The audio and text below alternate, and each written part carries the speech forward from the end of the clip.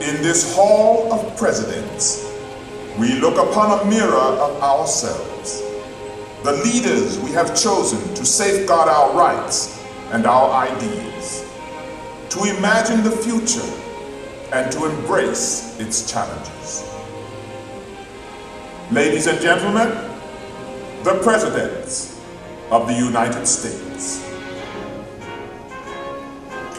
George Washington, John Adams, Thomas Jefferson, James Madison, James Monroe, John Quincy Adams, Andrew Jackson,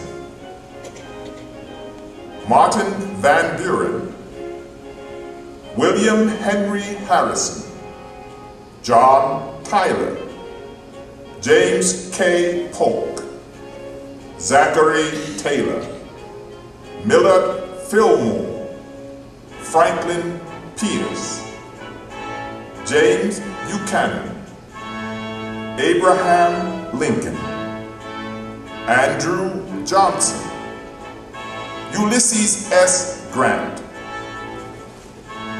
Rutherford B. Hayes, James A. Garfield, Chester A. Arthur, Grover Cleveland, Benjamin Harrison, William McKinley, Theodore Roosevelt,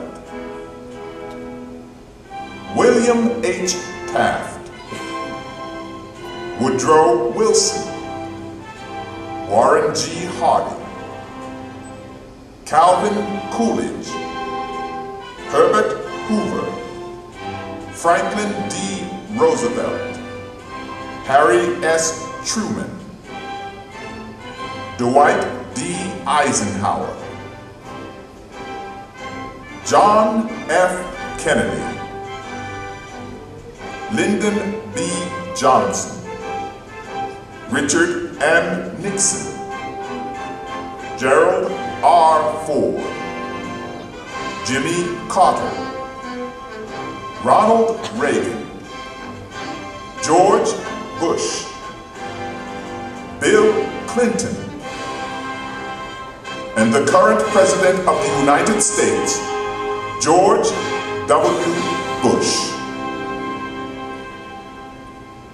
My fellow Americans, when we look back on the history of this country, we see a record of almost unbelievable energy, sacrifice, hard work, of impossible dreams that our ancestors dreamed and made real. We see injustice, too, that weighs on our hearts even today. But for every injustice, there has always been a voice crying out to right it, and America has always listened to those voices. We are listening today.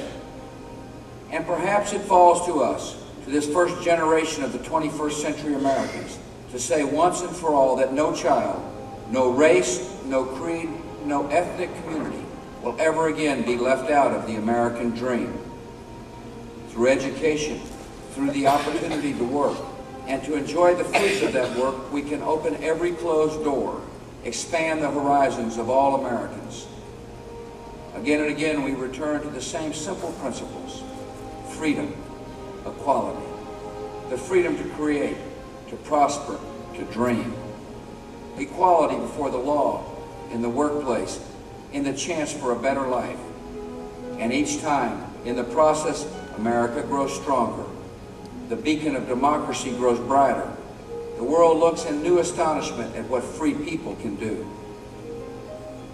We, the people, are just getting started. If the experience of these extraordinary men adds up to any one thing, it is this: to be true to the American dream, one must have the wisdom to remember and the courage to change. In honoring these men, protectors of our heritage, servants of our dream, guides to the future we face together, we honor the enduring meaning of America. We the people, hear in their voices the voice of our own hearts. President Abraham Lincoln. My fellow countrymen,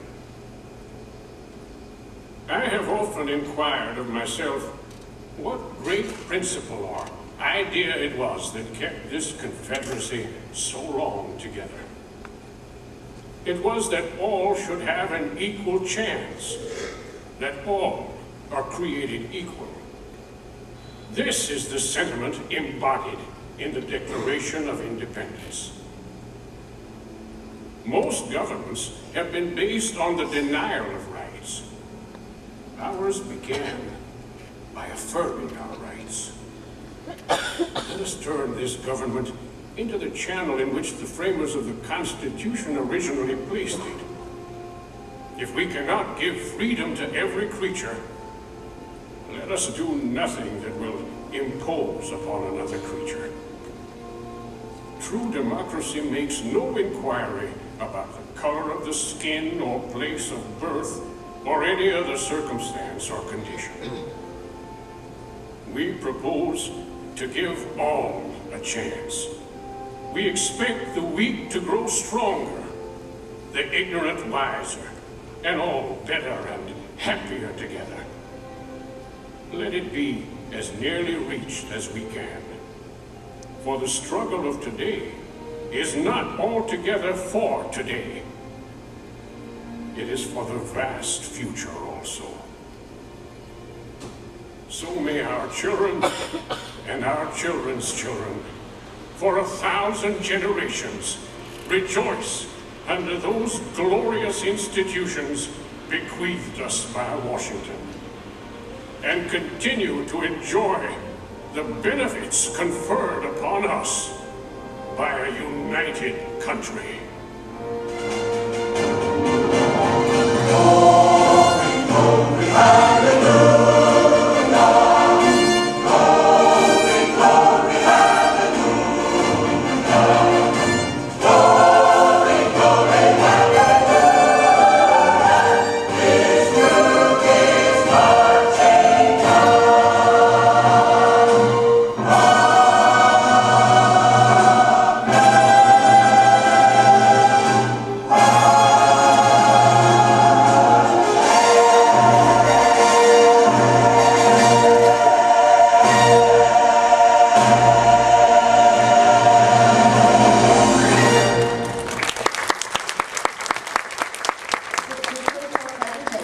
Please gather all personal belongings.